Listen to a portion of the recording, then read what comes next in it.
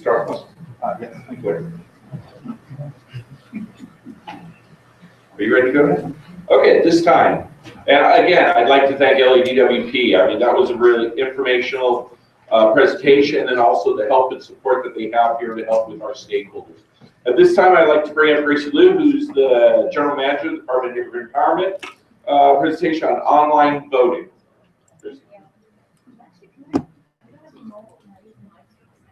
Yeah, he's got it somewhere. Thank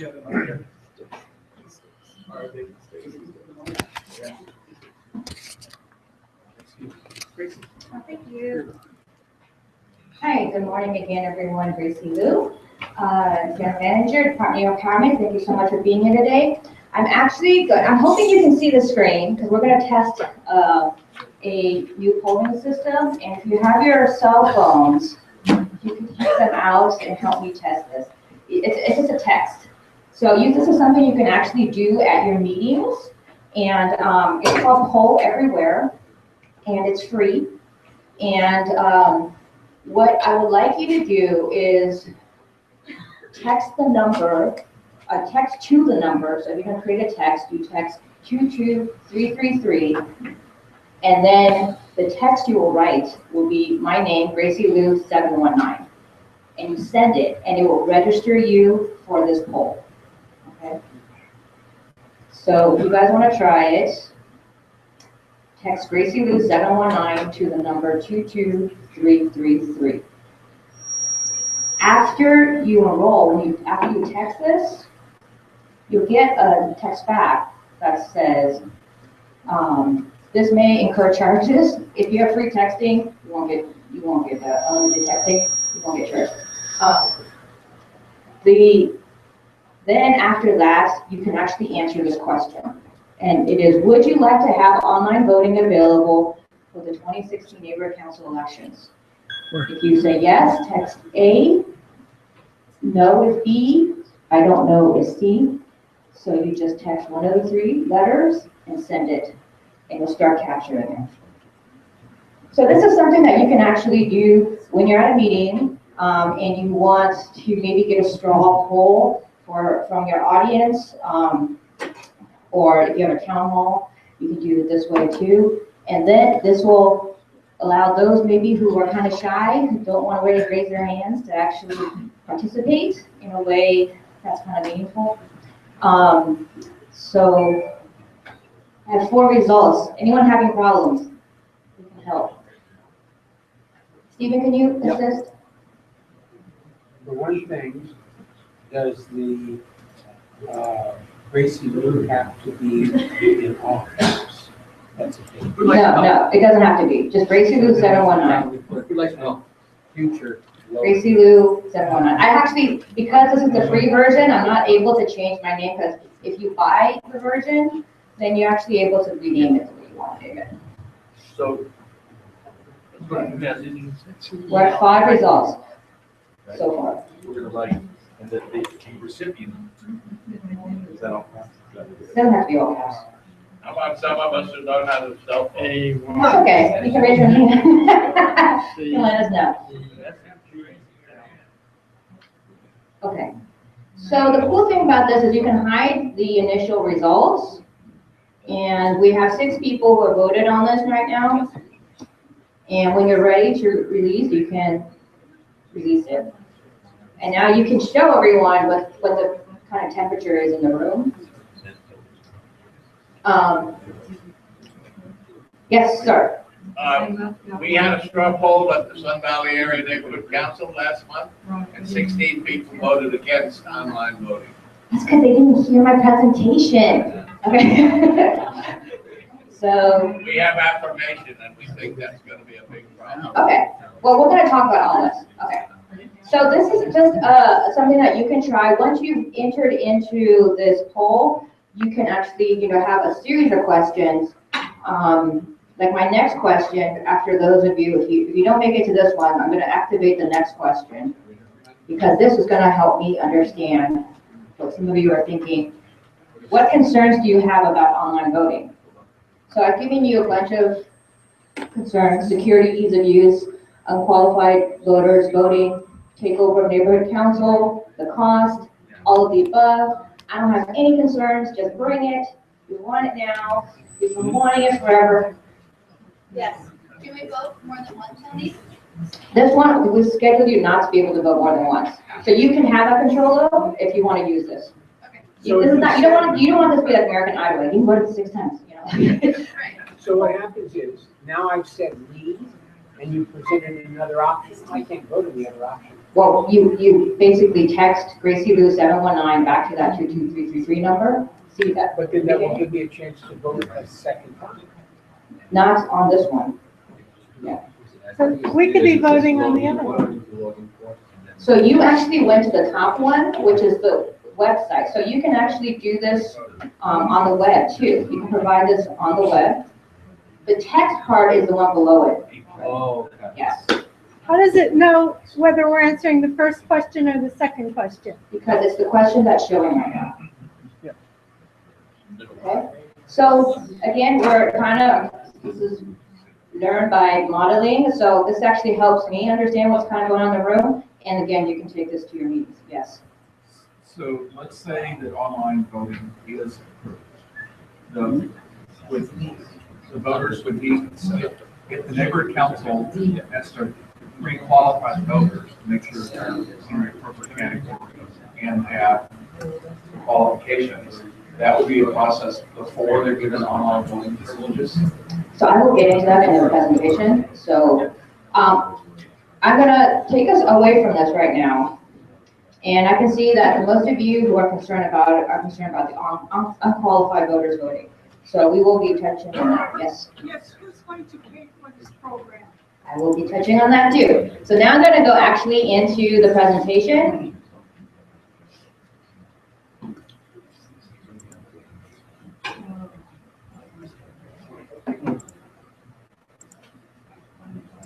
So I have to make sure. All right. You guys see this? The journey to online voting for the 2016 neighborhood council elections. I'm gonna make this, this is a Prezi, it's not a PowerPoint, it's a Prezi. And I depicted the mountain, scaling the mountain, because this is what it's feeling like to me for online voting. Because it has been quite a journey, and for those of you who, I know there's been some comments about who've not ever heard about this, it's actually been talked about for quite some time, and you'll see when I go into some of the history about it.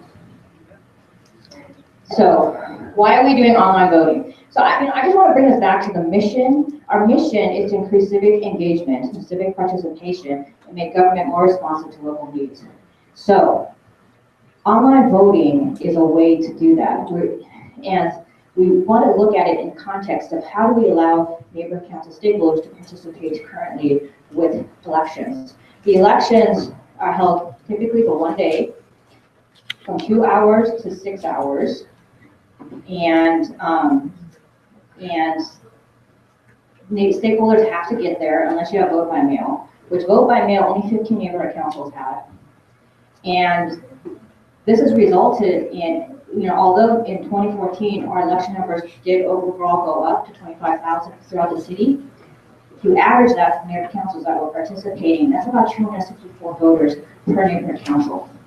And when you think about neighborhood councils having at least 20,000 for most of you guys, all the way up to 95,000, 264 voters is not really cutting it in terms of getting stakeholder participation. So the election issues, the time, access, location, language, the complexity can all be addressed with online voting. And for us, the mayor is really into the continuous improvement and innovation for the city. I'm in for it too, because I want to eliminate waste wherever we can, but I also want to innovate for sustainability of the neighborhood council system. We have to keep growing the system. If we keep growing the system, we will naturally have more voters participating. In the current way that we operate elections, we will not be able to accommodate those voters. If we went up to thousands of voters per neighborhood council, which would be so exciting for me. The way we do it now is not gonna work. So these are some of the reasons that were for online voting. And what I'll do is I'll take questions at the end. So I'll just get through this, and then I'll take all the questions at the end. So historically, We talked about online voting for quite some time. In 2010, when the City Clerk took over the elections, one particular neighborhood council, Silver Lake, they used to have multiple polling locations. And because when City Clerk took over the elections, they reduced the polling locations to one per neighborhood council. Because, you know, they just couldn't have multiple locations, wanted to make sure that no double voting, that kind of stuff. So Silver Lake actually proposed, can we try online voting? And it became a little too late, so that the City Clerk wasn't able to accommodate it because it actually typically requires a request for proposals. So after the 2010 elections, the LANCC actually created an election task force. And in 2011, beginning of 2011, they met for 4 meetings. And I'm going to pass out this report. Hopefully I have copies, but if not, we have electronic way to access this as well. They actually looked at online voting and they recommended online voting. So it came out of the LANCC task force in 2011 to have online voting. And for me, I'm the kind of person, I actually joked about this to the previous general manager, Juan. He used to give me like tasks to do. And then sometimes we forget that he gave me those tasks to do, but I never forgot the task to do it. So I was always joking, I'm like the Terminator, like you give me the task and I will execute on that no matter what. It will happen. Doesn't matter how much time it's gonna take me, I'm just gonna keep trying to do it. And so task force was saying, you know, we recommend online voting for the growth of the system and for participation for the mission of the neighborhood councils. So since 2011, I've been trying to get online voting to happen. 2012, couldn't get it to happen because we were given elections with 6 months preparation. 2014, couldn't make it happen because we actually had the term cut short and the city clerk and the department executed elections, not enough time to do the RFP process. So instead, what we did is we said to neighborhood councils, please, please, please, some of you go try to hire an online voting vendor yourself and let us know how it is. We think hopefully it'll cost about $5,000. Please try it. Some neighborhood councils try to do that. What they found out is it costs more like $20,000 for just one neighborhood council. And it's really complex to do the contract, and we couldn't do it, so it didn't happen. So as soon as the elections were over in 2014, we jumped on preparing an RFP, request for proposal, to have online voting vendor submit a proposal to us for neighborhood council elections so that neighborhood councils who want to do it in 2016 would actually have the ability to do it without additional cost to them, okay? So, so we released the 2014 request for proposals at that time. And the original concerns of the neighborhood councils that came out of the task force, and when I was talking to neighborhood councils, because I've been, you know, talking about this as alliances, we did put on in our newsletter when the RFP went out. It's very exciting for us. So we were like, hey, we're finally getting there, And folks, neighborhood councils always said, here are the major issues: security, the ease of use, that we still have the physical polling location, that we make sure that voter registration is secure and that those who are supposed to vote get to vote, right? So your stakeholders get to vote, and of course the cost. We can't have this be too expensive. So when we went to RFP, those were our concerns. We wrote the RFP based on neighborhood council concerns, but also looking at the vendor experience on online voting for elections. The ability for them to provide telephone voting, because what we also heard was not everyone can use a computer. You know, they don't have access, they don't know how. Maybe can they just do it from their phone? Yes, because that provided more access and more engagement. The vendor had to have the ability to do complex ballots.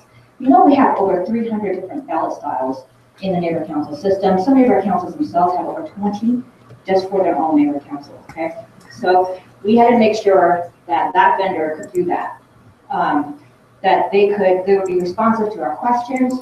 So we actually looked at how local were they, you know, where do they have their servers, could they turn on a dime to change something?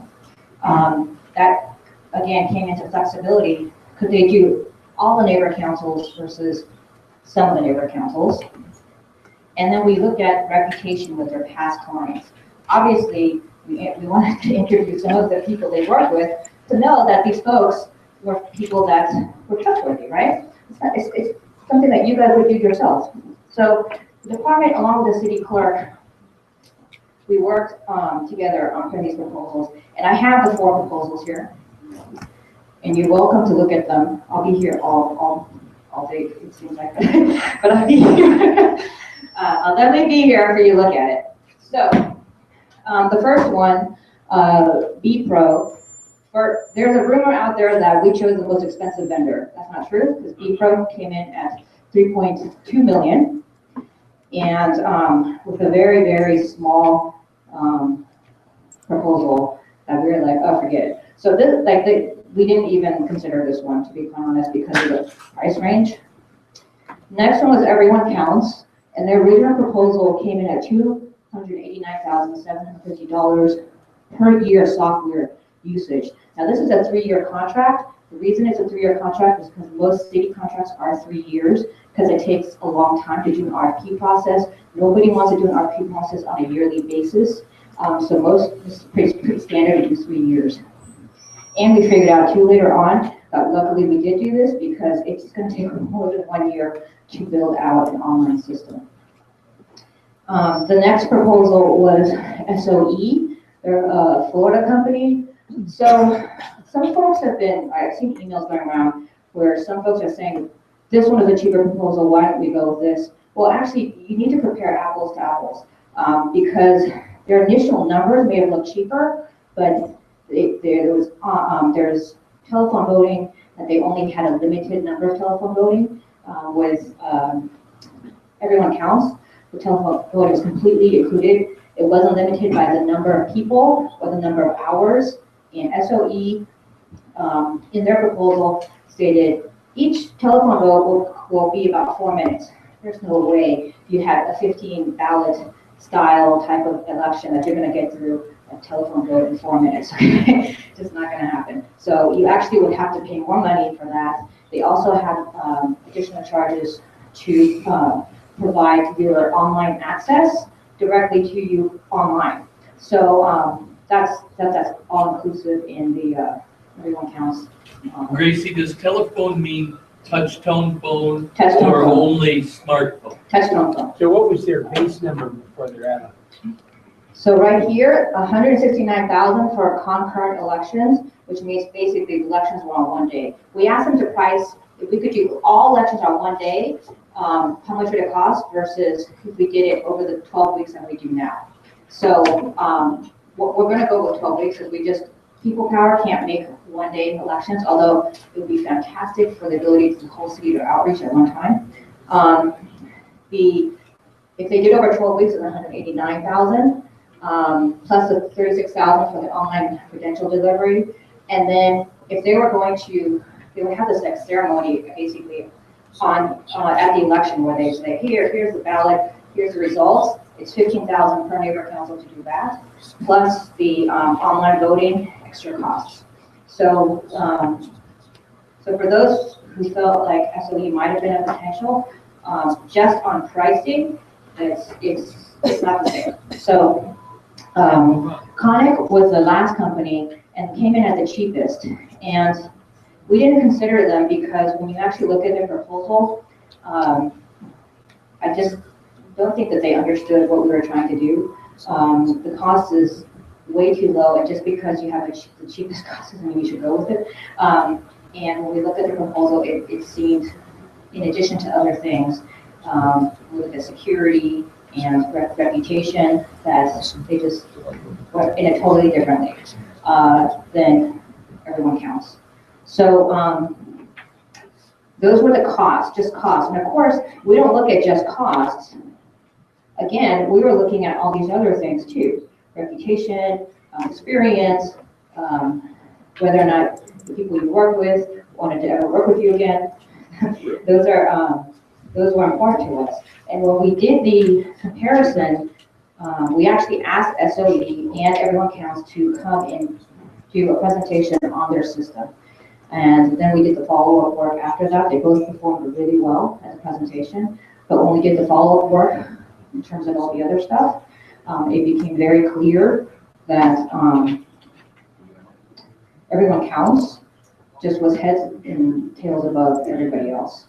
In terms of security, they have nearly 2 decades worth of doing online voting in 165 countries for both government and private sectors, and most importantly, means something. They do Oscars and Emmy voting, which apparently the security level on Oscars and Emmys is crazy. So I know it's a public sector or private sector, but in terms of security, the ability to have secure elections, it's very important. It's easy to use. You still have the polling location, the voter registration. They have the ability to build not only a basic voter registration platform, but a very complex one, which will account for the ultimate difference in pricing that comes up later. The cost, when you're looking at what they're going to be building out for us in the system that we're going to have, the cost is actually very, very reasonable in terms of the build out and the expertise and security. So for the other stuff that we're looking at, their experience in online voting for elections for governments, just in 2014 alone, they administered 540 primary and general U.S. elections. They're able to integrate telephone voting so that you can have online voting, telephone voting, and in-person poll location voting, and the person will not be able to vote 3 different times. They have trackers on how you register, so you have only one vote at that election. The complexity of ballots, again, in 2014 alone, they delivered 5,000 ballot styles across 27,000 precincts in 231 countries. And the ability to be responsive to, the ability to be responsive, they're in San Diego. They're a California company in San Diego.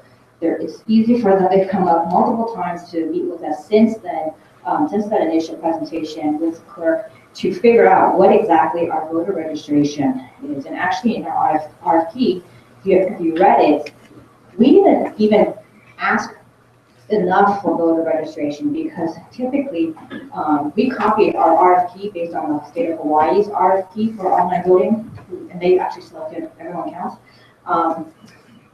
We used theirs, but what we didn't realize was that voter registration, I mean, we knew it, but we didn't realize in terms of tech how different it is. So in typical municipal elections, you take your registered voters and you give it to the company and say, here are our registered voters. Go ahead and send them the ballot.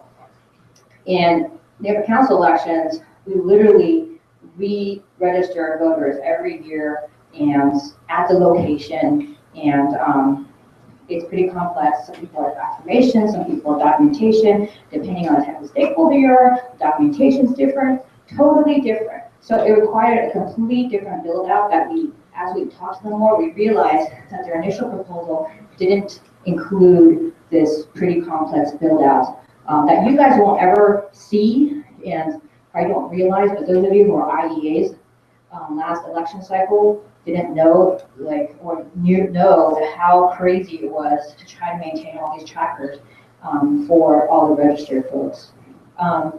Flexibility, again, they had different options, including providing the equipment and also translation. That's the great thing about online voting too for translation. You can have complete translation in the language that you want.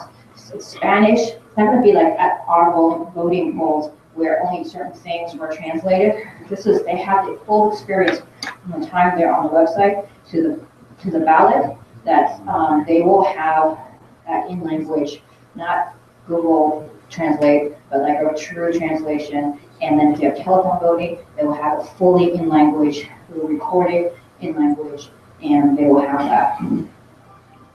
And then their reputation of past clients, they received excellent reviews from everyone that we contacted. And I will say that if I can't get your past client to call me back or say something nice about you, that's an issue. And we have that issue with some of our vendors, so the other vendors. So the Everyone Counts proposal. So after we did this initial meeting with them, and there was a few more meetings to kind of flesh out the voter registration portion, they said, okay, we understand now what you really need. So we're gonna come back and give you 3 other options. And this is the current contract that's before the commission right now. It's number 1, 85 elections with telephone voting with a full build out of the back end of the voting registration. That's more important for clerk and department than it is for you guys to see. But, and that's at $869,250. I will tell you, because of the time frame that we now realize it takes to build out something like this, as well as the cost, we will not be choosing option number 1. I am being recorded. We will not be choosing option number 1. It is in there because it gives you the scope of something that if online elections are successful, we will need to ultimately build out towards this. And so this kind of gives you cost-wise, and that's why I asked them to keep it in. Number 2, you do 50 elections with telephone voting, and you build a limited voter registration back end. Again, that back end is not something that concerns you guys, it's more on our administrative side. And based on the neighborhood council feedback, we're selecting this option because some neighborhood councils say we don't want online voting, and I respect that. I will challenge like some of the reasons in a little bit that you may not want online voting, and I will try to get you to there because I think the benefits far outweigh any of the concerns that I'm hearing right now. And then the third option, 85 elections with no telephone voting, again with that limited back end, and both of these would be 552. And I'm sure people are thinking 85 elections with no telephone voting, why is the price the same? Those are like so different. Well, telephone voting, from my understanding, is a pain in the butt to prepare and actually to use too because of the complex ballot style. You could potentially be on the phone for 20 to 30 minutes going through each of the candidates and beeping and like doing touch tone phone, trying to figure out which candidate you want to vote for, and then going back and listening to the whole thing again to make sure you want to submit. So the 3 options are there. Again, number 2 is the one I think that's flexible for everybody and would work for everyone in terms of time frame, build out time frame, and desire of neighborhood councils to use the system. I think what we're going to do is go back to Everyone Counts and say, look, if we have fewer than 50, which I hope we won't, but if we have fewer than 50, what's the discount in terms of the 552? So we're going to have them break down what is your base cost to just make the system, and then how much per neighborhood council. They basically say it's between $3,000 to $3,600 to add each neighborhood council after they have the basic build out. But again, if we don't get to 50, then let's split some of those costs. And then some people don't necessarily want telephone voting either, and actually would save us some time. Just think about us recording each of the things in language, in elections for telephone voting. It would save a lot of time on our side. So there was this rumor that I was going to charge all the neighborhood councils $4,000 to $9,000 out of their next yearly budget to pay for this. And I don't know where that came from, but it's absolutely not true. The voting, online voting budget, these proposals would be paid out of unspent, unused neighborhood council funds from fiscal year 2013-2014, which is about over $500,000. That will go to the general fund anyway. It's scheduled to go there anyway. It's basically the fund that neighborhood council didn't get to use, and it's technically swept. So this is our opportunity to try to keep that money into the system. It requires city council action to move that for neighborhood council online voting, and my understanding is that they would be mostly in favor of it because it is something that could grow the neighborhood council system in a very meaningful manner. And any differences in the cost, I've also applied to the Mayor's Innovation Fund to cover any cost differences, and applying for some other grants as well that make up for any cost differences on that side. So when this all happened, we had a bunch of new neighborhood council concerns that came up from the original neighborhood council. So I'm just go through them, and hopefully I will address some of the questions that you had at the beginning. There was not enough time for councils and consideration for online voting. Well, as I mentioned to you guys, this has been going on since 2010. This is a LANCC action that I've been talking about it to you guys, and and I will take responsibility for kind of making a few assumptions that I didn't reconvene everybody again to say, here's the final thing, the contract, these, this, do you have any other questions? Which is my opportunity, because I'm doing that now. So, so just know that I've taken away some learning lessons from this experience that will be more obvious and not assume anything from now on in terms of people's understanding of how long we've been talking about this stuff for any other issues in the future. So, so the next one, if there was no input, neighbor council input during request for a proposal process, the RFP process, and somehow we're just trying to sneak this contract in by having the commission have a special meeting and vote on it and just hide it. And again, that's not how we work. We try to be as open as possible about this, but just understand that the request for proposal process, the RFP process, doesn't allow neighbor councils to sit in those rooms with us to vet the vendors. I think that based on this experience and the Greek theater experience, for some of you who waited on the Greek theater vendor, that neighbor councils want to be involved in RFPs in a more meaningful process. And I say, great, let's look at the code, the admin code for RFP process, and let's try to change that so neighbor councils have a few more ways to weigh in on RFP, but the current RFP process doesn't allow for that. And the reason why we put the contract on a special commission meeting is because we could not talk about the options or even the vendor to any of the neighbor councils till it came before the commission so that it could be made public. So in fact, at that meeting, I specifically asked the commission, please do not take any action on this at this meeting. I am giving this to you so that now I can start talking to the neighbor councils about what the options are and who the vendor is. And this was at the end of February that they had this special meeting. And so they're going to be meeting on March 16th. And I've been asking them, I've just kind of given them time frame, like, it'd be really great if you could, in your March meeting, one of your March meetings, approve this, because it still takes time for us to go through the mayor's office to approve and the CEO's office to approve, and we want to make sure that this is implemented as soon as possible.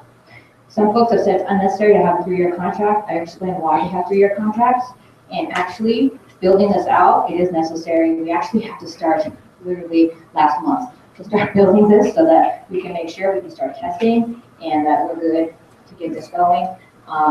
We still have enough time definitely to do this. I just would like more push in the room, I guess. But don't forget, your candidate filings for some of the regions open in December. So if any of those, the region going first is going to be part of online voting, we need to have the candidate registration ready for your candidates at that time.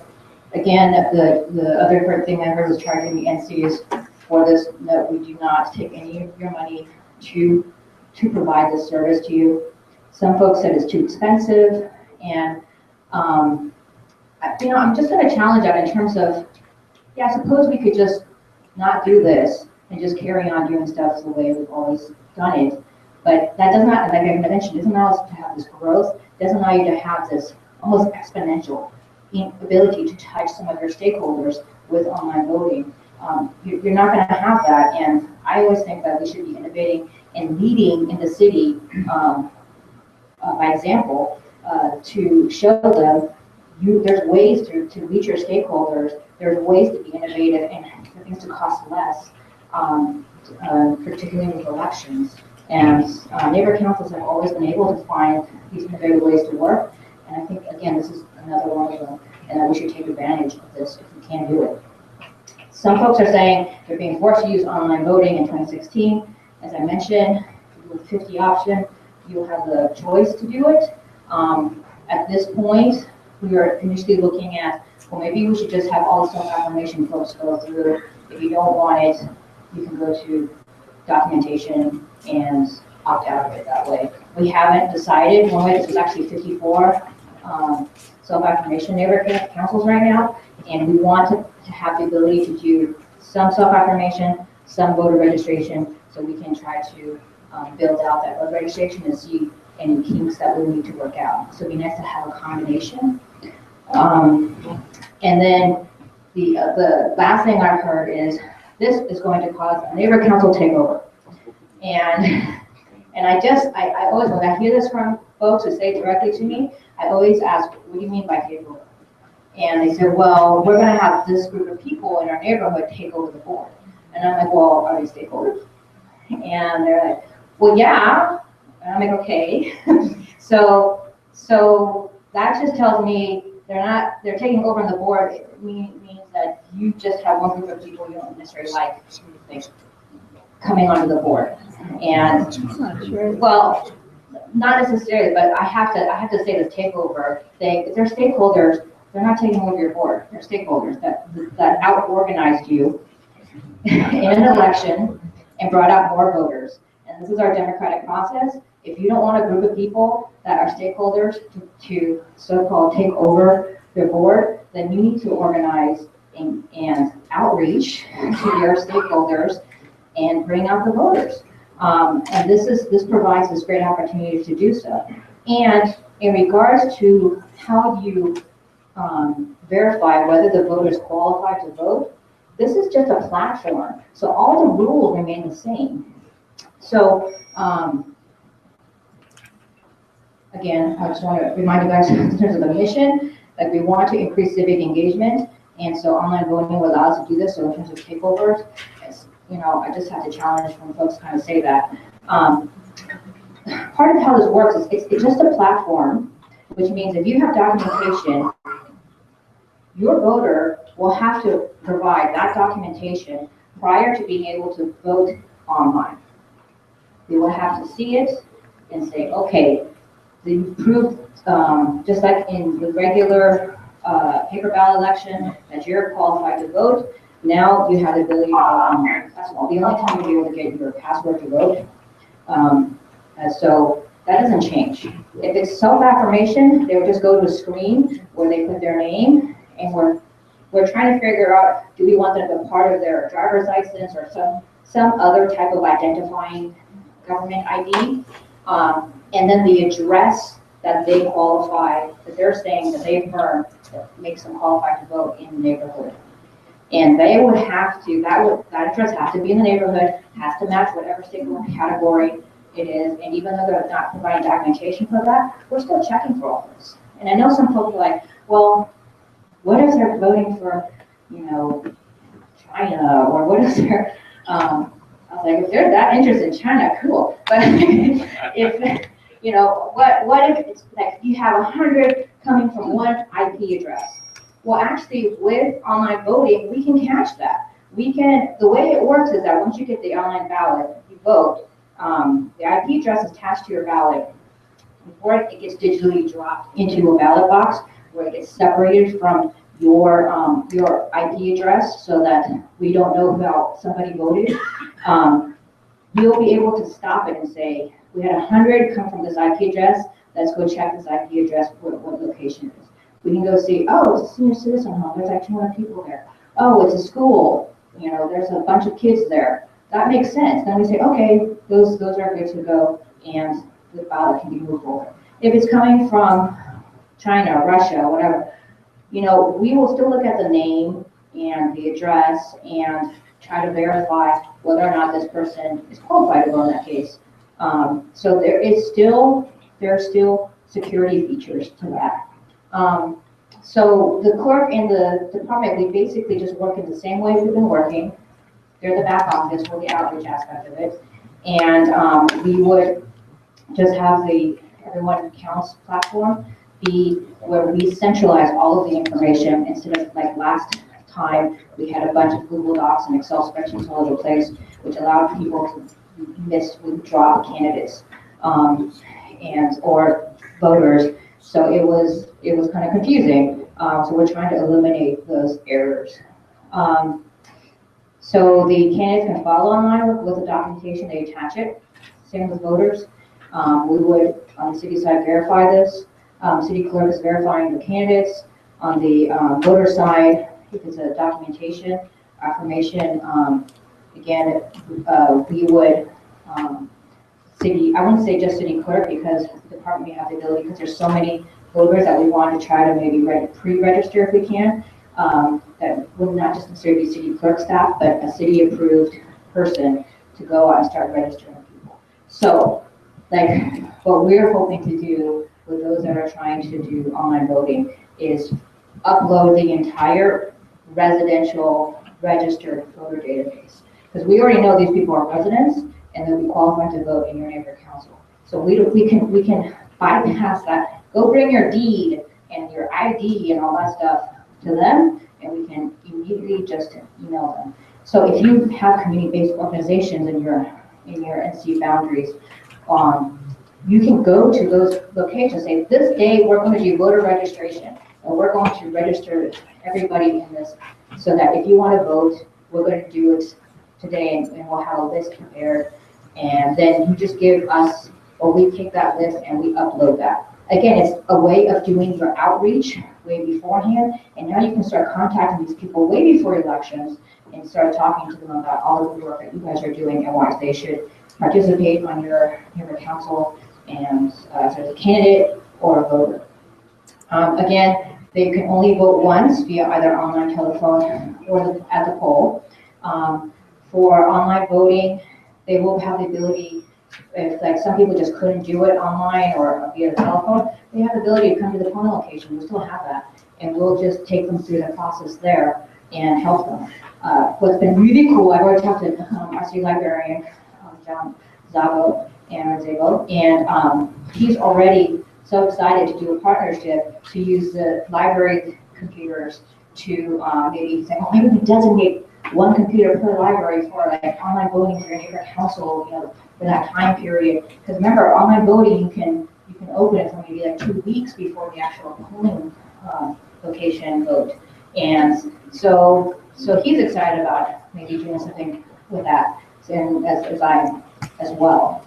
I talked about the security of the IP addresses, and then off of the online platform, after they vote, you can have a survey immediately after saying what community issues are bugging you, what you would prioritize. Let us know so we can address this at our neighborhood council meeting. And then, I know you're done.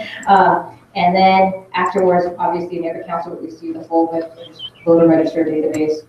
We do that now, but I expect with online voting, it will be much more massive that the voter registration database will provide to you. So,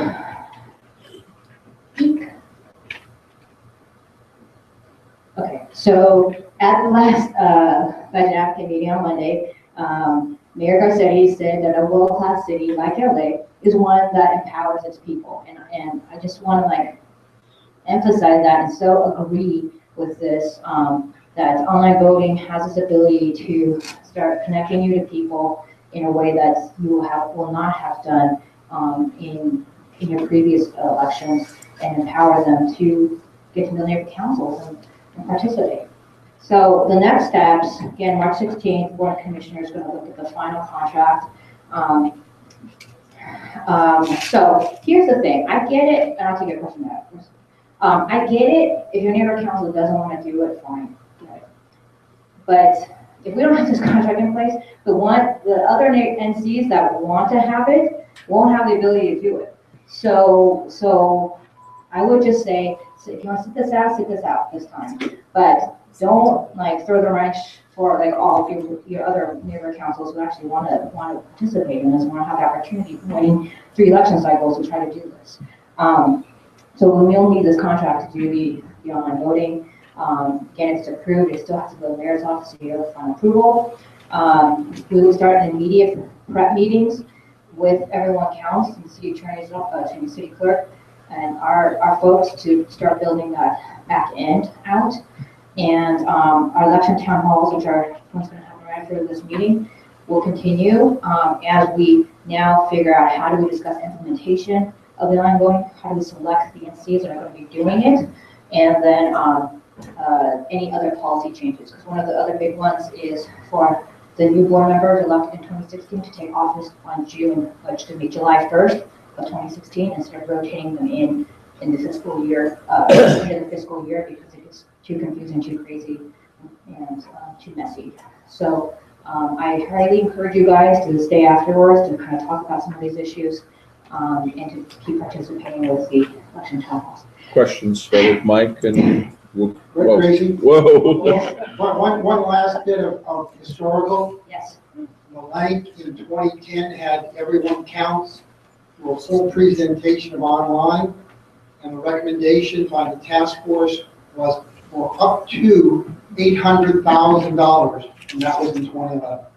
Yes. Yes. If you look at that, it's up to 800,000. And again, it's for me, when I'm looking at this and we're building it out, it's going to cost a little more to build out, and we will actually be within those parameters for future elections.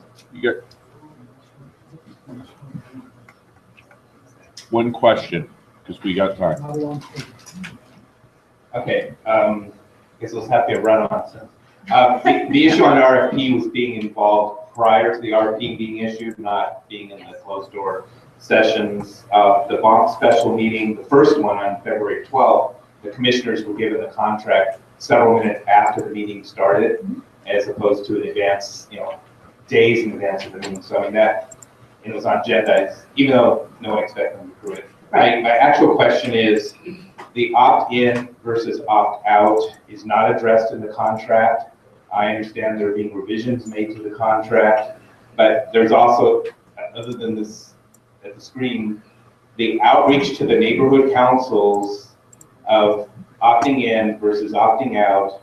We don't know if it's 50 or 10 or 85. We don't know that number because nobody's reached out to neighborhood councils and say, do you want to opt in, opt out? Right now, it looks like it's a set number.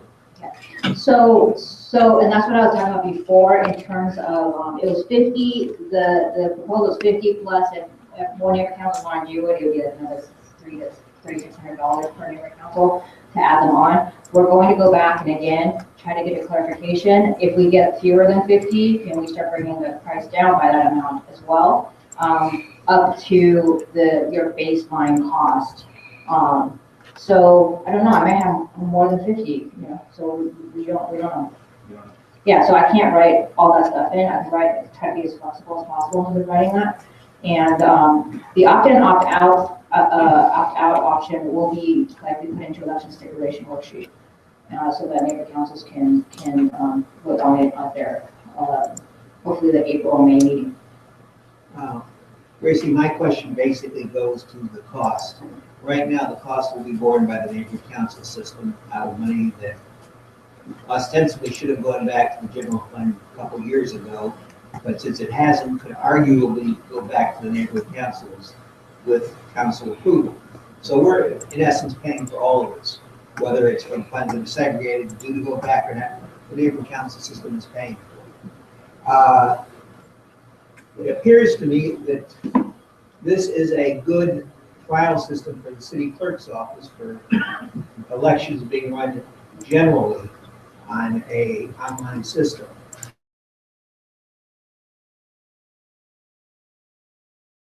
Share some of the costs. Good question. Well, they, I don't know, well, let's say they might not run elections in a few years. The issue, in terms of cost, they actually are included in some of the costs for the people power back office. And I know folks keep saying, well, give us back, just give the neighborhood councils back that $500,000. They're not gonna, because that would in fact be a rollover, and they will not do the rollover. There's an ordinance against that returning NC funds back to neighborhood councils directly. I think like they're open to using this, and I think this is the opportunity to actually have to use these funds before they actually get taken back to the general fund. And I would like to reinvest into the system, into something that could cause potentially exponential growth in the neighborhood council system. But as you know, I was in the awkward position of spending 1 minute before the board meeting of commissioners opposing the contract. And here this pro guy who believes in online voting, and it was over cost. And as I'm seeing beyond, because it's not so much the 2014 cost as, I'm sorry, 2016 as the 2018 cost, because I believe this is going to be the right solution, and it's going to be used by everybody, and it's going to be an ongoing expense. My concern is that it's about your options B and C. They both cost $500,000. We've got the funds for that.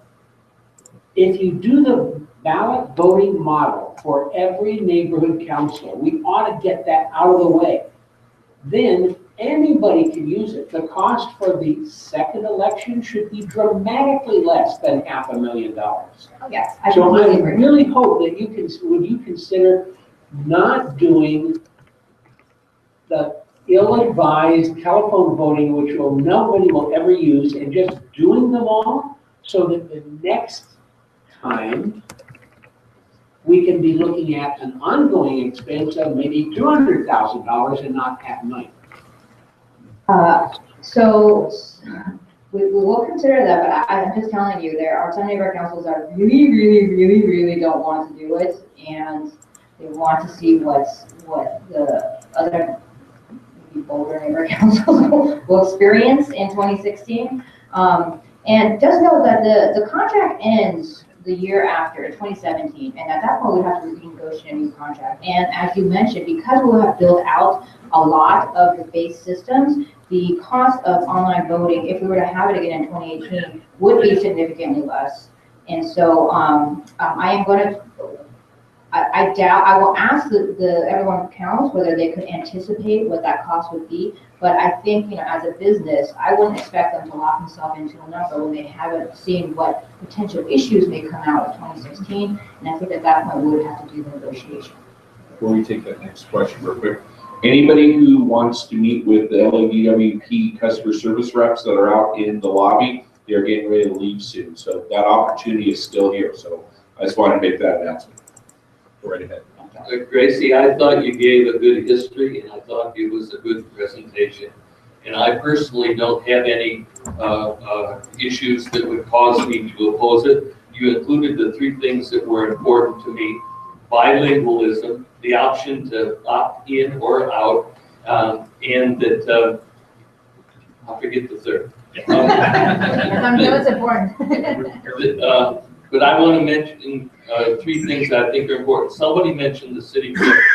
I assume that because there will be physical on-site voting allowed, that the city clerk will be somehow involved. But I do think the city clerk has an overall general responsibility for this process, and I would like to see some dollars bled out of the city clerk's office to help offset this. One of the ways I think phone voting could be made a bit easier and that would simplify everyone's voting, no matter how it's done, is if once each ballot is prepared, that it be uploaded to Dun and uploaded to the neighborhood council websites. There won't be any problem of corruption with ballots out there. Before, you couldn't see the ballot before the election because, well, we're going to count the ballots. But since all the online and phone will be identified, and since people can only cast an in-person ballot by going through the process, I think we could publish the ballots ahead of time. And the last one is, you mentioned something about the registered voting list, and my mind didn't follow it. But my assumption is that the city clerk has the name and address of every registered voter. And I would think at a minimum that any person that shows up or goes online or on a phone to vote, who is a registered voter in that area, should automatically be pre-registered without them having to do anything else. Yes, that's actually, you're right, they're registered, that you understood it perfectly. We would provide that pre-existing voter list to everyone counts, registered as a resident, because these are only residents at this point. And they would be able to, they would basically be given an invite to still register. They wouldn't have to provide any documents or anything like that, depending on the documentation aspect of it. But in order to get the secret code and everything, they would still have to provide some type of registration.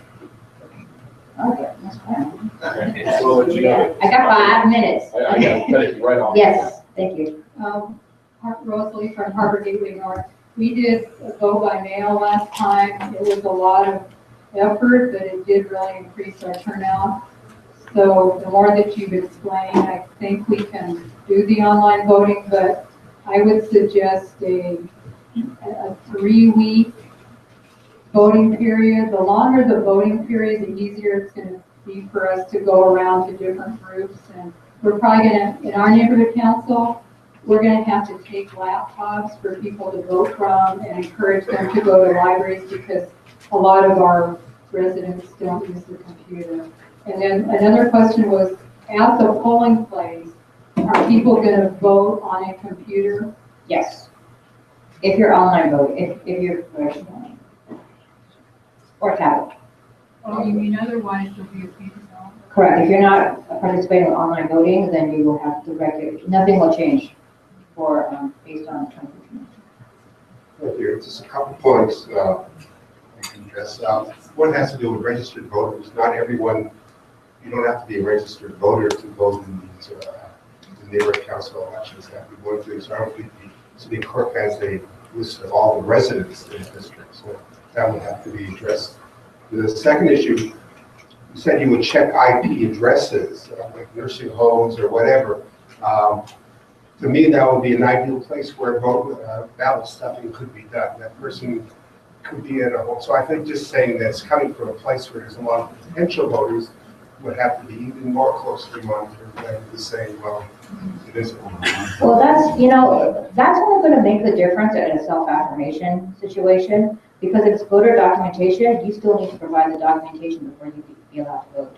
So it's, and for those neighborhood councils that go for self-affirmation, they believe their stakeholders. They want to believe their stakeholders. And, if you have 100 folks coming from senior citizen home voting there, you potentially, might have one person who's directing them how to vote. But I can tell you right now that people who bless their folks, that happens now.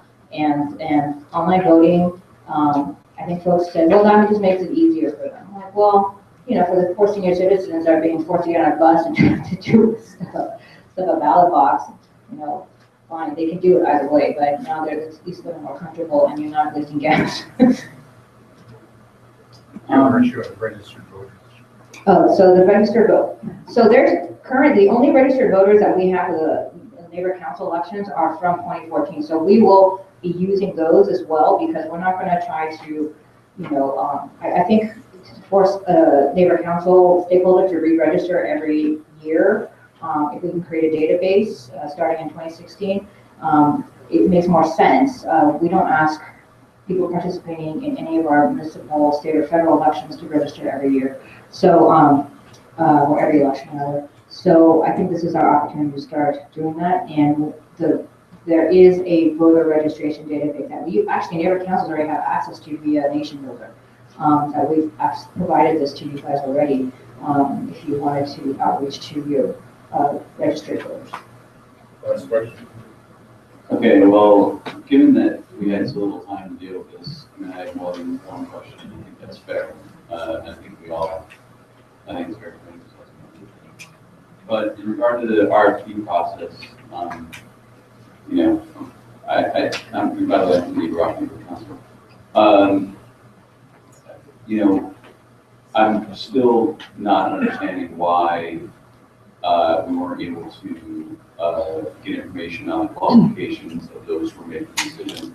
And I'd like to know about that. What are the qualifications of those who were sitting and listening and making those decisions? Or any of them, do any of them have a technology background? Because I have a bunch of technology questions. And again, I'd still like to ask those technology questions before, the final decisions are made. And I've done my research on Ms. Steele, and I'd like to know more about her. Everyone knows the famous story about the gentleman that owned the company in Ohio and, swore that so-and-so was going to win in Ohio, and he owned the electronic voting. That's old news. And technology changes, but there's a whole bunch of questions that are out there. And from a technology standpoint, I know anything can be hacked, and there can be all kinds of issues. So that's one thing. And then in terms of the takeover, I don't know, obviously want to empower everyone. That was never my question, but since you brought it up, the biggest concern is, for instance, in our area, we're seeing a major takeover by special interests, for the school board. And the same thing almost happened in our area by the medical marijuana advocates. So those with money can, launch a much bigger offensive on the internet and hire, digital agencies to do outreach, and it allows, it does allow for, an unfair advantage. Now, those of us who are savvy in that regard, you can fight it without money, and it's not a big deal, but those who don't have that advantage won't. So I just want to say that I think it's a fair concern if you're coming from the right place. But I still like to understand more about the RFP process, the qualifications of those who make the decisions, and how we can ask technology questions and get those answered, because I'm for it if we get those answered. And I still like, and again, I still like to know more about this steel and others. So I would say, we have the RFP proposals here, so you can take a look at that and actually go into the details on security.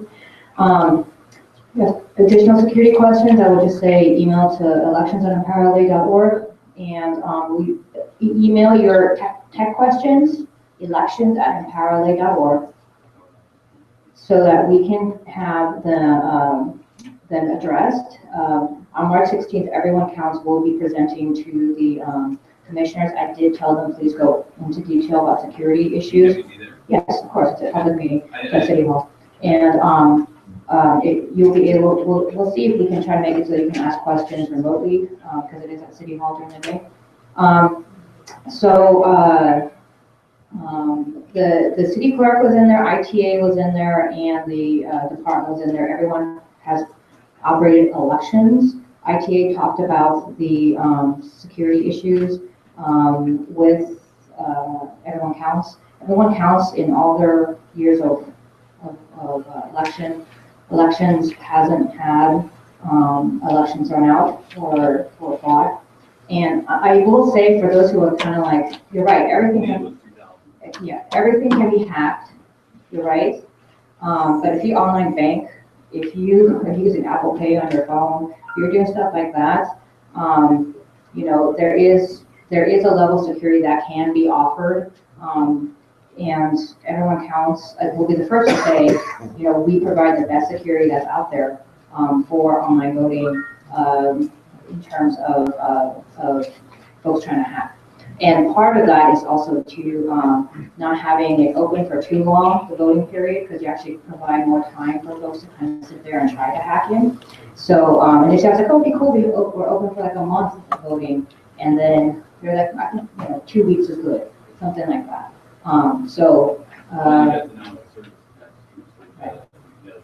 Yes. So let me just finish the last part, the takeover thing.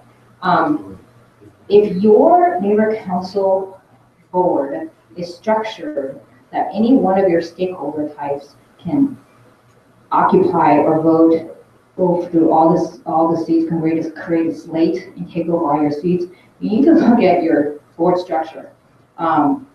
The folks that slowly were taken over, they typically had at-large seats where it was the stakeholders, and everyone could vote for everybody. And then they had one organization that took up a few more seats. It's not illegal. Yeah, that's the way you guys structured the board. We had a structure, even if they were to go district by district, again, that wasn't my big. No, I know. I was pointing out that right. It's valid that someone right. Can we go on?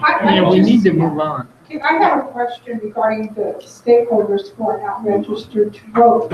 Will they need to report to an NC site to register, and then also at that site they will receive instruction on how to use the online voting before voting? So are you talking about the people who the stakeholders who are not registered? They can register online. Oh, they can register online, yeah. and then they can receive instruction online? Yes, before voting? correct, they would have to. Okay, so all this is consolidated? It could completely be everything online. Hey, I think this is a great presentation. I wish it had been in the advance notice of what was going on today. We would have probably gotten more people to go to council.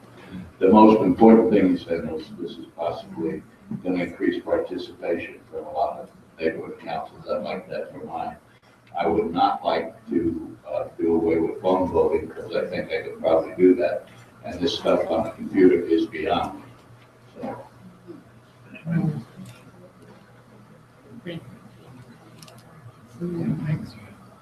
How many more questions? How many were shelved applications? We had 54, but I anticipate that not all of them will want to do online voting and may change. Well, the only thing I was wondering is, what's to stop a person from, going down to the polling place and voting, going back to their computer, online voting, casting the ballot, going down there later on again, and voting again? Well, they would have to provide the identification of how they qualify to vote, and once they're registered in the system, the computer knows that they're registered. It won't allow them to re-register and vote again and vote again and vote again. So They unless, have to show ID. well, this is when we call self-affirmation. There might be, he or she would have to change their name, change the address, go back and forth. And if we put a government ID requirements that they put in, like whatever the last three of their last four Social Security or the last few numbers of their driver's license, you start to minimize how they can do this.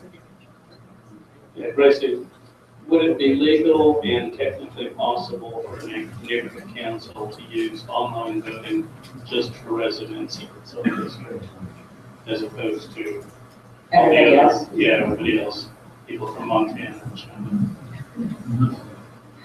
That's interesting. I don't think so.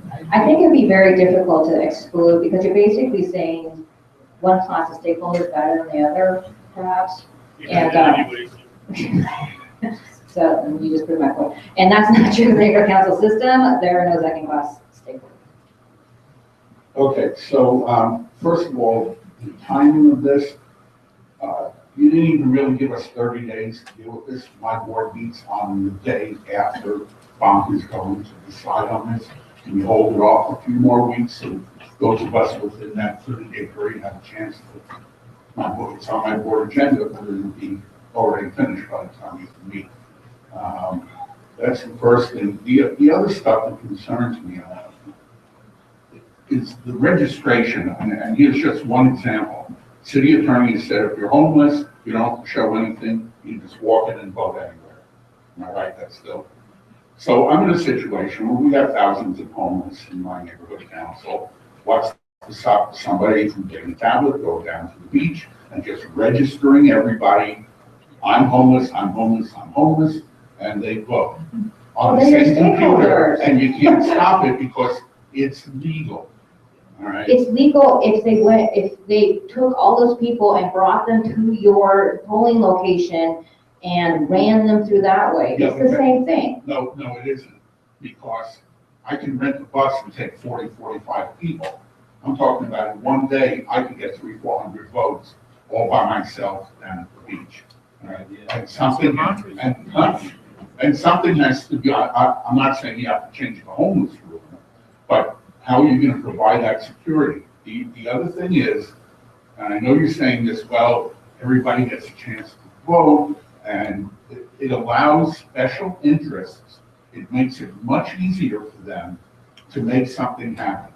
It's one thing to say everybody needs to get down to the polls and vote. It's another thing to go into a meeting where there are 200 homeowners, and all you have to do is pass the tablet around again. All right?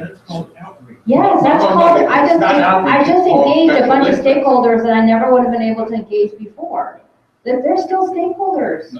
I understand it. But you're telling me I don't want those stakeholders involved. No, I'm I'm not okay with that. I'm not saying that. You want, okay, so you want them to come to the But polling location? I don't think it's fair to people that are not affiliated with the special interests and don't have places like this to go where they can round up hundreds of voters, they don't stand the same chance as somebody who does. And that's what makes it unfair. I want them all to vote, but I want them to all do it, have the same opportunity. Carrie, we need to advance the agenda. Can we hold off the additional questions? We don't have to be- And you know what, I will be here, because we have a whole election town hall after the LANCC meeting, and I'm happy to keep talking about this. So we need to advance the agenda now. Sorry, thank you guys, thank you. Thank you. Next is, the gentleman over there kept saying move on. The gentleman over there in check shirt and last week kept saying we need to move on, we need to move on. And these are important questions. I think it's like very, no, I'm not finished. I should be here after. Come on. It's disempowering when people haven't gotten the information that they need and you're doing short notice to do that. I just think it's unfair. And I'm going to let it move on, but I think that when people already know the information, it's very easy for them to say we should move on. But I think it's very disempowering, very rude that gentleman just walked out. We've been saying that for the last 15, 20 minutes. Stay for the town hall. Yeah, and we're going to. It's fine. Don't yell out to me. Turn around. Okay, thank you very much, Gracie, for doing that. Now, there was a motion that was submitted by Jack Comfortville for this. Does anybody have a motion for the board? Do we have enough information, or we move on? What would the floor like to do? What's the motion? Make a motion to move on, or? No, make the motion. I think we should urge the neighborhood councils to send a representative to the March 16th bonk meeting, and if possible, agendize this for their, to review the issue at the very minimum. Okay. That's not a huge action, but frankly, no one else has asked it. I think it's appropriate that Lank ask it and recommend it. That the neighborhood councils agendize this and their next upcoming agenda, even if it's after March 16th, the commission might postpone it, possibly. And also encourage those who are interested to attend the bonk meeting on this issue. All right. And then we send that out as an e-blast after today's meeting. So we give people a week's notice about that. Are you giving a second on that, John? Or? John is giving a second for that. Any questions, Bob? And then we'll get to the commissioner. I sort of got lost in what the motion was or wasn't. It should replace the motion to be the bonk is urged to put this off until at least April, so the neighborhood can meeting in March to discuss it. So we have amendment to the motion that the. It's offered as a replacement motion. No, as an amendment, because we're still going to have the neighborhood councils, whether go it's the 16th or the following. Well, can you say it again for me, Bob? So you hear it. Yeah. Motion is the Outdoor voice, please. Sorry, bonk is urged to put off the consideration and voting on this until at least April to allow neighborhood councils to consider the issue. Okay. Do you have a second on that? Speak out. Second. Okay, there we have a second. Was that Mark? Yeah. Yeah, Mark from Westchester. Lydia, correct? Commissioner? I just know for the record that Lenny and I are leaving the room. Okay, great. Sid? I wanted to hear from Lenny. Well, they're going to be voting on it, so they have to recuse themselves because this is an item that's coming forward. What their feelings. So the coming out is push together. Okay. Or hear from Tracy, what she thinks about it. Right. Keith? Everywhere in the Empower movement, everybody wants to put everything off forever. The proposal allows people to opt in or opt out, and it isn't taking any cash from neighborhood council. And if we run out of time in implementing this, part of the reason was because people insisted on putting it off for another month. I understand about the problem for the agendizement of the previous bonk meetings, but it's fully agendized now. And people have an opportunity to send emails to every person on their email list.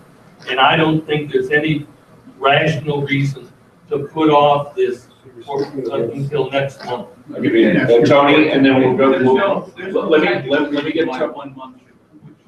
Well, well, we have a second, but I want to get Tony and then I'll get to you, sir. Also speaking against it because we need to give ourselves a chance to. Against the amendment or the whole I'm motion? against the amendment to put it off, because we need to give ourselves a chance to succeed. And if we don't start as quickly as possible, we'll guarantee ourselves a failure. Sir, I'm sorry, what's your name? Sorry, no. My name is Randy Levine. I know of no technical reason why 1 month should hold us up. And coming from a technology perspective that I have, and from an election perspective that I have, there's no reason that these two gentlemen have given that they would hold us up, that it holds up in the planning. And unless Ms. Steele would come and the board of elections would come and say 1 month would not allow us to be ready in time, I can't imagine why your request should be denied. It's not a question, it's part of the motion, yes. Again, those of you whose boards have had a chance to hear it, that's great. I want my board to have a chance to hear it, and there's no way to do it because the time frame is so condensed. And it's not, it disenfranchises those of us that actually follow the rules, don't contact our entire board by email, which you know is illegal, and ask them to weigh in on it before the BOC meeting. All right, my meeting just happens to be the third Tuesday. It's the day after. I'm only asking for a couple of weeks. If we could do that, because then at least the period will have been longer than 30 days, and they'll have allowed everybody to get it on their agenda. Mike, and then we're gonna, yes, sir. Last time I read, you could write anything you want to your board, so long as you don't advocate for them to say yes or no. Well, that's not enough. What are we talking about? We're talking about the board taking a position on online voting and whether BOC should take this. Well, that's procedure for the city attorney, and we'll get that to him, but I want to get John and then, Randy, right? Yeah. Yeah, okay, John, Randy, and then we're gonna have to take a vote on the I'm amendment. just gonna say, we discussed the pros and cons, might as well save some time at this meeting. By Right. calling the question in. I will, let's get Randy last word, and then we'll go. I was just gonna say, if you made it like it's from the amendment, just instead of at least 1 month, we just say 1 month. It'd be more, okay with that. We just make it 1 month, so that Mr. Daniels council can hear it, and other councils can hear it. 1 month, exactly 1 month, if they put up. All right, so basically the motion is that, you're right, the amendment, but I want to get the amendment on that is to increase it to 1 month, Is correct, there a Rob? second for the amendment? Yes, it was. There was a second. Mark No, was the this is, second. he's saying quote unquote friendly amendment. I want to know if this gentleman has a second to his proposal. I'll second it. This is. There you go, there you go, you have a second. So we're voting on the amendment first? Yeah, we're voting on the amendment first, and that is We to have increase. 3 votes. Right, The amendment, you can have 2 amendments. correct, Level amendment. So we Yes. have 3 votes. First is on the limit to only 1 month. correct, Then is to put it off for 1 month or more, right, or whatever the amended thing is, and Right. then there's the basic. correct. All right, so all those in favor to only put it off for 1 month to allow the neighborhood councils to weigh in on it. All those in favor? Okay. 1, 2, 3, 4, 5, 6, 7, 8, 9, 10, 11, 12, 13, 14, 15, 16, 17. All those opposed to it?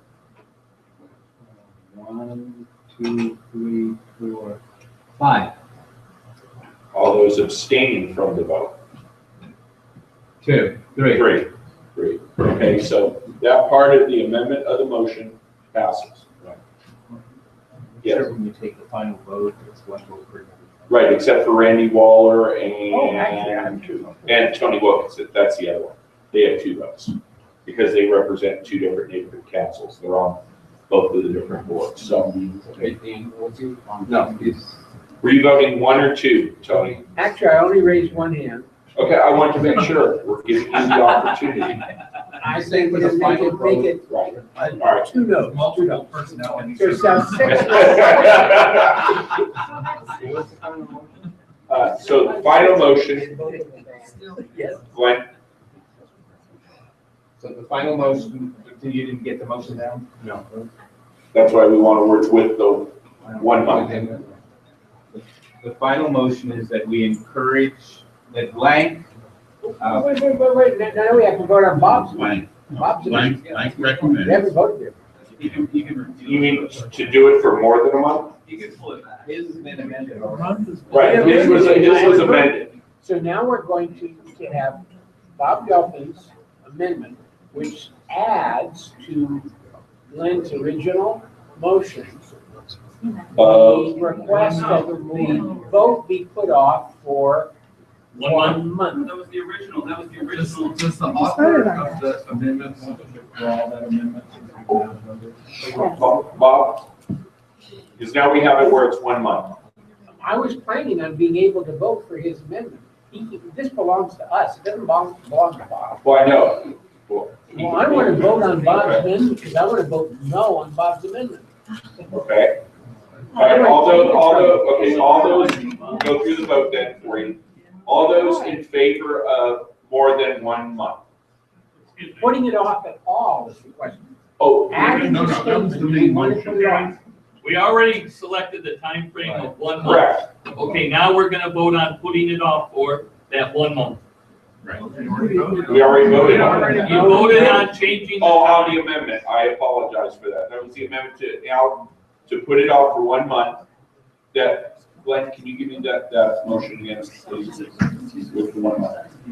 I think something blank encourages neighborhood councils to agendize online voting issue for their next meeting and to send a representative to the bonk meeting on March 16th. And we're requesting bonk to postpone the vote for 1 month. Not yet. Not yet. That's the amendment. It's to add the postponement request. Now the body has to decide, do we want to ask to add the postponement request? Okay. That's not true. It is true.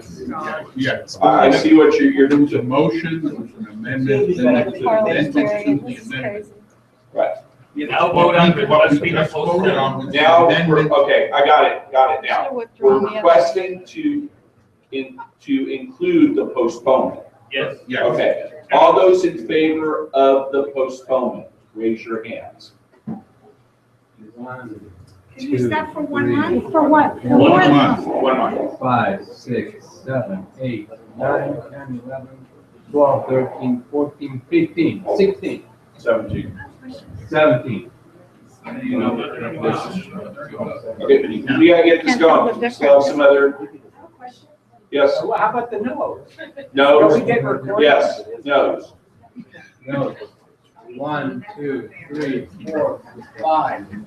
5. Okay. And abstentions. 1, 2. 2 abstentions. Okay. Now the motion itself, and then we got to move on. Excuse me, I think Glenn misstated part of the motion, because in one of the earlier iterations, he was encouraging you or Lane to send a notice to all of the neighborhood councils. Well, I would send it automatically because there's something on the floor that's voted on. It always goes out to the neighborhood councils. So that's an automatic. It's going to send out. Right, but it doesn't need to be in the way it's already done. All right. To send a representative to the bond meeting March 16th. Or then. And to request bond to postpone the vote for 1 month so that neighborhood councils can weigh in on the subject. Right. So the neighborhood councils can weigh in on. And weigh in on online voting. Online voting. All those in favor? 1, 2, 3, 4, 5, 6, 7, 8, 9, 10, 11, 12, 13, 14, 15, 16, 17, 18, 19, 20. Are you voting for 2? Yeah. Okay. 20, 21. 22. All right. All those opposed to it? 1, 2, 3, 4. Those who are abstaining? 1. Okay, get that down so the motion passes. Thank you, everyone. We'll get that out to the neighborhood councils when I get home today. Now, with that said, now a very important issue that Professor Richard Plackett from USC School of Policy Planning and Development. Mansionization has been one of probably the largest issues along with small lot subdivisions and also with the bonus density. But he's here today to talk specifically about the interim control ordinance, the ICO, which we're very familiar with, on the mansionization of the 20 neighborhood council areas. Professor, how are you? And we got that right. Actually, I'm, most of you know me as a retired city employee, and actually, before that, I was the city planning's department liaison to the neighborhood council, so a lot of you knew me in that form, and some of you have dealt with, met me afterwards. Anyway, we have a handout on mansionization, so if you haven't gotten it, if you came into the meeting late, raise your hand, and